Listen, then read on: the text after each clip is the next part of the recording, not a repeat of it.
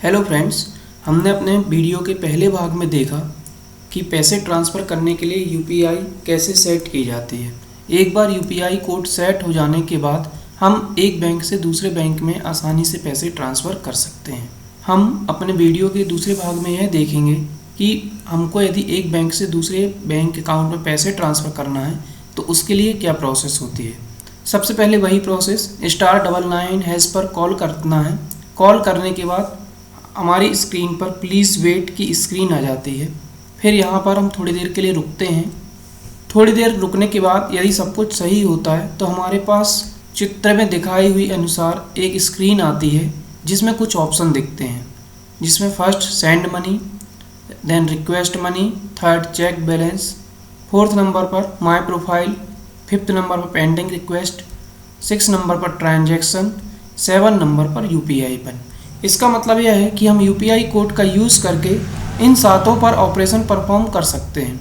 जैसे किसी को पैसे भेजना हो, किसी से पैसे लेना हो, अकाउंट का बैलेंस चेक करना हो, प्रोफाइल को चेंज करना हो, पेंडिंग रिक्वेस्ट के बारे में जानकारी लेना हो, किस किस को ट्रांजैक्शन किया है इसके बारे में जानकारी लेना हो, या यूपीआई को दोबारा सेट करना हो, इन सभी के बारे में हम आसानी से जानकारी ले सकते हैं।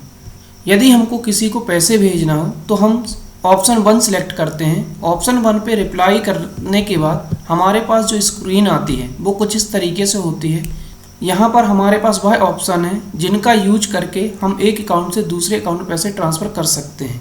कहने का मतलब यह है कि इन 6 ऑप्शन का यूज़ करके हम एक अकाउंट से दूसरे अकाउंट पर पैसे ट्रांसफ़र कर सकते हैं। जैसे फर्स्ट मोबाइल नंबर का यूज़ करके, जिसको पैसे भेजना हो उसको मोबाइल नंबर का यूज़ करके, सेकेंड आधार नंबर का यूज़ करके, थर्ड उसका पेमेंट एड्रेस जो कि उसका वर्चुअल एड्रेस होगा, या उसका नाम यदि हमने पहले से सेव कर रखा है जैसे नेट बैंकिंग में होता है उस तरीके से, या बैंक का आईएफएससी कोड और अकाउंट नंबर, या फिर लास्ट एमएमआईडी नंबर और मोबाइल नंबर। इन सभी ऑप्शन का यूज करके हम पैसों को आसानी से भेज सकते हैं। इन ऑप्शन में से हम किसी भी एक ऑप्शन को चुन लेते हैं। मान लीजिए हम देखेंगे सबसे पहले कि हमने मान लीजिए फर्स्ट ऑप्शन को चुना।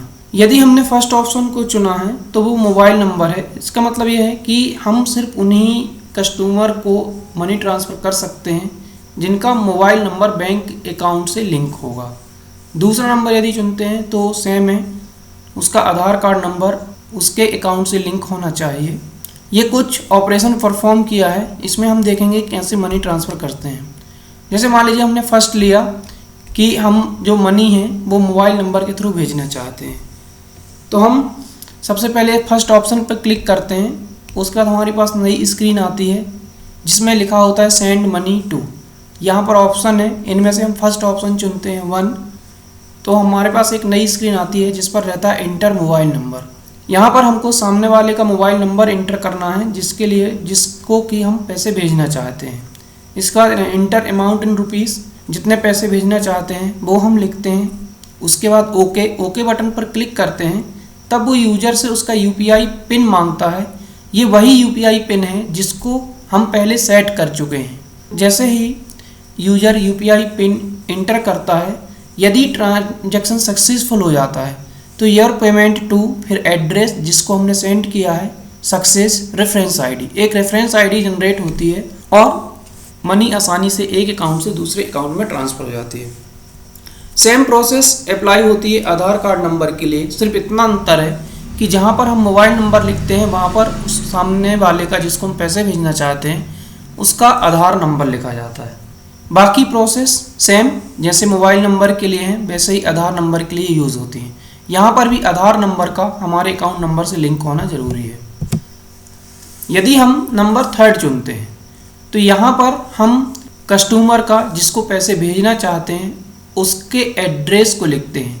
यहाँ पर कस्टमर का एड्रेस उसका वर्चुअल एड्रेस होता है जो कि जनरेट होता है। इसके लिए हम ऑप्शन 3 चुनते हैं। उसके बाद इंटर पेमेंट एड्रेस, जिसके लिए हम पेमेंट करना चाहते हैं उसका एड्रेस लिखते हैं। एड्रेस लिखने के बाद इंटर अमाउंट इन रुपीज़, पैसे लिखते हैं जितने भेजने चाहते हैं, फिर हमारा यूपीआई पिन।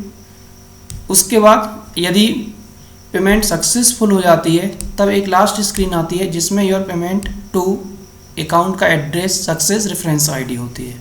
यदि हम नंबर 4 चुनते हैं, नंबर 4 बेनिफिशियरी सेव्ड एड्रेस होते हैं जिनको हमने पहले से ही अकाउंट में सेव कर रखा है। ये वो अकाउंट नंबर होते हैं जिनको हम पहले से ही जोड़ के रखते हैं, जैसे नेट बैंकिंग में होता है। कुछ अकाउंट हम पहले से नेट बैंकिंग में जोड़ लेते हैं। नंबर जोड़ने पर सुविधा यह होती है कि दोबारा जब हम उनको पैसे भेजना चाहते हैं तो उनको आसानी से भेज सकते हैं। तो यदि हम 4 नंबर चुनते हैं तो उन कस्टमर को पैसे भेज सकते हैं जिनको हमने जोड़ लिया है। जैसे हम यहाँ पर चित्र में देख रहे हैं कि हमने नंबर 4 चुना। नंबर 4 सेव्ड बेनिफिशियरी है, वो अकाउंट नंबर जो पहले से हमारे अकाउंट से जुड़े हुए हैं। फिर इसके बाद हम थर्ड स्क्रीन में देखते हैं कि यहाँ पर 2 अकाउंट आ रहे हैं जिनको हमने जोड़ रखा था। यदि हम फर्स्ट अकाउंट को पैसे भेजना चाहते हैं तब पेइंग टू फर्स्ट अकाउंट जिसको हमने सिलेक्ट किया है, फिर वही प्रोसेस इंटर अमाउंट रुपीस, पैसे इंटर करते हैं, यूपीआई पिन इंटर करते हैं और उसके बाद your payment to beneficiary address जो भी हमारा होगा, देन सक्सेस रेफरेंस आईडी। यदि हम नंबर 5 चुनते हैं तब हम उस कस्टमर को पैसे सेंड कर सकते हैं जिनका हमको बैंक अकाउंट और आईएफएससी कोड नंबर मालूम हो। यदि आईएफएससी कोड और बैंक अकाउंट नंबर मालूम है तब हम आसानी से कस्टमर को पैसे ट्रांसफ़र कर सकते हैं। इस ऑप्शन में हमको सामने वाले का मोबाइल नंबर, आधार कार्ड नंबर, इनसे मतलब नहीं होता, सिर्फ बैंक का आईएफएससी कोड और उसका अकाउंट नंबर मालूम हो तो हम आसानी से पैसे ट्रांसफ़र कर सकते हैं। इसके लिए हम ऑप्शन 5 चुनते हैं। एक नई स्क्रीन आती है जिस पर लिखा होता है inter IFSC code of your bank. जिसको आप पैसे सेंड करना चाहते हैं उसके बैंक का आईएफएससी कोड लिखें। ओके, आईएफएससी कोड लिख के ओके प्रेस करते हैं। नई स्क्रीन आती है enter the complete account number of beneficiary. जिसको हम पैसे भेजना चाहते हैं उसका कंप्लीट अकाउंट नंबर। देन वही process inter amount in rupees, जितने पैसे हम भेजना चाहते हैं वो लिखने के बाद हम अपना यूपीआई पिन लिखते हैं। यूपीआई पिन यदि करेक्ट होता है और पेमेंट सक्सेसफुल हो जाती है तो लास्ट स्क्रीन जैसा दिख रहा है योर पेमेंट टू उसका account number successful reference ID. यदि नंबर 6 को चुनते हैं तो यहाँ पर हम जिस कस्टमर को पैसे भेजना चाहते हैं उसका एमआईडी कोड और मोबाइल नंबर लिख के पैसे को भेज सकते हैं। बाकी जितनी भी प्रोसेस हैं वो आईएफएससी कोड और अकाउंट नंबर जो हमने नंबर 5 में पढ़ा है उसी के जैसे हैं। देखा दोस्तों, हम अपने मोबाइल से किसी भी दूसरे अकाउंट पर कितनी आसानी से पैसे ट्रांसफ़र कर सकते हैं। इन 7 ऑप्शन में से किसी भी एक ऑप्शन को आप आसानी से चूज़ कर सकते हैं और पैसे ट्रांसफ़र कर सकते हैं। वैसे जो नंबर 4 है जिसमें हम बेनिफिशियरी ऐड करते हैं उसमें पैसे ट्रांसफ़र करना आसान है, और नंबर 5 जिसमें आईएफएससी कोड और अकाउंट नंबर होता है, इसमें ना तो हमको मोबाइल नंबर की ज़रूरत होती है और ना ही आधार कार्ड नंबर की। सीधे आईएफएससी कोड और सामने वाले का अकाउंट नंबर को इंटर करके आसानी से हम पैसे ट्रांसफ़र कर सकते हैं। तो यह था वीडियो का द्वितीय भाग जिसमें हमने देखा कि हम एक बैंक से दूसरे बैंक में कैसे पैसे ट्रांसफ़र कर सकते हैं। इस वीडियो के तीसरे और आखिरी भाग में हम देखेंगे कि हम अपने अकाउंट को मैनेज कैसे कर सकते हैं। कहने का मतलब ये है किसी कस्टमर को यदि ऐड करना है तो किस तरीके से कर सकते हैं, हमको यूपीआई चेंज करना है तो किस तरीके से कर सकते हैं। ये सभी ऑपरेशन हम वीडियो के 3 भाग में देखेंगे। धन्यवाद।